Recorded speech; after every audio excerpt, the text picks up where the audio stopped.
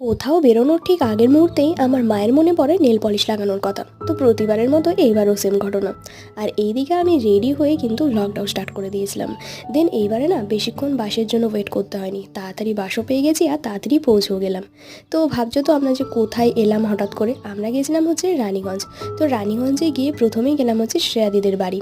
আর রানীগঞ্জ কেন গেলাম সেটাও নিশ্চয়ই জানতে চাইছো। কি এখন নিশ্চয়ই বুঝে গেছো? হ্যাঁ, আমরা গেছিলাম হচ্ছে চৈত্র সেলে শপিং করতে। তো এবারে শপিংটা করতে আমাদের অনেকটাই লেট হয়ে গেল। বাট তাও জানো তো একটা আনন্দের খবর কি, যে কসমোতে নাকি 50% অফ দিচ্ছে। তো চলো এখন দেখা যাক যে ওখানে কীরকম কালেকশন রয়েছে চৈত্র সেল উপলক্ষে। তো ফাইনালি আমরা চলে এসেছি। আর আমরা না ভ্লগ করতে ব্যস্ত ছিলাম। শ্রেয়াদি বড় ভ্লগ করছে আর আমি মিনি ভ্লগ। তো বড় ভ্লগে তোমরা অনেক কিছু ডিটেলসে দেখতে পাবে, যেগুলো আমি মিনি ভ্লগে তুলতে পারিনি অনেক কিছু।